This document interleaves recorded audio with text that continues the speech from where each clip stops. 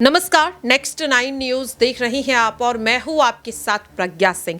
Congress party ने आज एक बड़ा ऐलान कर दिया कि अब जल्द ही कांग्रेस भारत न्याय यात्रा की शुरुआत करने जा रही है। एक तारीख 14 जनवरी और दूसरी तारीख 20 मार्च। इस समय में किस तरह से कांग्रेस पार्टी और खास तौर पर राहुल गांधी 14 राज्य, 85 जिले और 6200 किलोमीटर की जो यात्रा है उसे करने वाले हैं।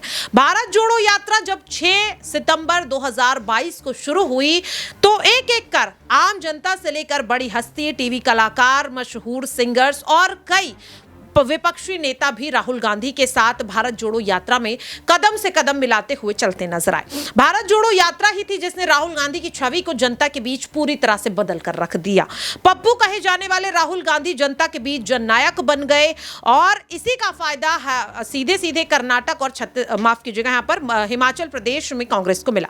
सरकार बन गई और तेलंगाना में भी जैसे तैसे सरकार बन ही गई। सवाल यह है कि क्या अब भारत न्याय यात्रा जो 14 जनवरी को शुरू हो रही है, इसका फायदा कांग्रेस को होगा 2024 में? राहुल गांधी जिन्हें लगातार प्रधानमंत्री के तौर पर विपक्ष की तरफ से देखा जा रहा है, कितना फायदा होगा? विपक्ष का अगला कदम क्या रहेगा? ये सवाल अब लगातार बनने लगे हैं। क्या भारत जोड़ो यात्रा की तरह भारत न्याय यात्रा भी कांग्रेस को मजबूत करने का काम करेगी या फिर 2024 में कांग्रेस की सबसे बड़ी गलती बनकर निकलेगी? यहां पर मेरे साथ अबरार है और अबरार से इस चीज को समझेंगे। अबरार, भारत न्याय यात्रा, सबसे पहला सवाल यही रहेगा, क्या वजह है, क्यों कांग्रेस इतनी जल्दबाजी में इस यात्रा की शुरुआत कर रही है? पहले अक्टूबर में करने वाली थी और अब जनवरी में।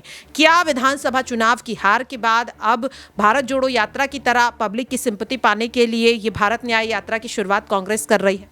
देखिए, भारत जोड़ो यात्रा को जिस तरीके से जनता ने पसंद किया और जिन जिन राज्यों से होकर के वो यात्रा गुजरी, कांग्रेस पार्टी को ये उम्मीद है कि वहाँ पर कहीं ना कहीं लोगों के बीच जो है एक जानने की कांग्रेस की नीतियों को और भारतीय जनता पार्टी जो कि 10 वर्षों से सत्ता में है उसके खिलाफ कहीं ना कहीं एक विकल्प जो लोग तलाश रहे थे, उनको एक आस, एक उम्मीद जागी कि कम से कम एक ऐसी पार्टी, एक ऐसा चेहरा निकल करके आया है जिसको कहीं ना कहीं हम सत्ता की चाबी सौंप सकते हैं। और राहुल गांधी इस बात को बखूबी समझ चुके हैं, क्योंकि जाहिर सी बात है कि अभी जिस तरीके की राजनीति होती है, ऐसे समय पर भी अगर राहुल गांधी इतनी बड़ी यात्रा लेकर के चलते हैं, इतने लंबे आप कह सकते हैं कई हज़ार किलोमीटर तक का सफ़र तय करते हैं, तो ये दर्शाता है कि उस नेता के जहन में कौन जो है सा बड़ा विज़न है। क्योंकि ये कहीं ना कहीं फिर से एक बार राहुल गांधी समझ चुके हैं कि भारतीय जनता पार्टी को अगर हराना है तो जनता के बीच जाकर के उनकी समस्या को समझना पड़ेगा।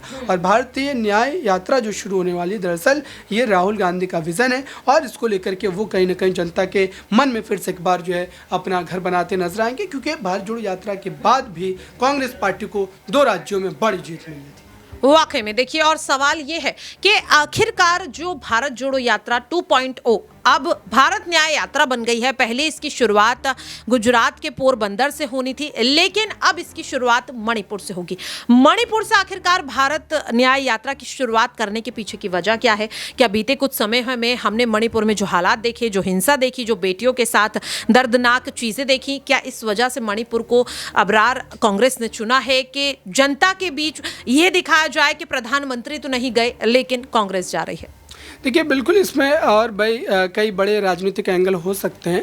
कांग्रेस पार्टी की अपनी सोच हो सकती है, भारतीय जनता पार्टी इसको अलग तरीके से प्रस्तुत कर सकती है। राजनीति में इस तरीके का खेल चलता रहता है। जैसे जैसे चुनाव नज़दीक आएंगे वैसे वैसे मामला और भी ज़्यादा जो है कहीं ना कहीं पेचीदा होता चला जाएगा। वाकई में देखिए, अब देखना काफी अहम होगा कि नए साल की शुरुआत के साथ अब राहुल गांधी को एक बार फिर से रीलॉन्च करने के लिए कांग्रेस का ये बड़ा कदम लोकसभा चुनाव में कितना कारगर साबित होगा? क्या वाकई में कांग्रेस पार्टी फिर से सत्ता में वापसी भारत न्याय यात्रा के जरिए करते हुए नजर आएगी या नहीं? क्या लगता है आपको? आप अपनी राय कॉमेंट बॉक्स में शेयर कर सकते हैं। फिलहाल के लिए इस खास रिपोर्ट में इतना ही।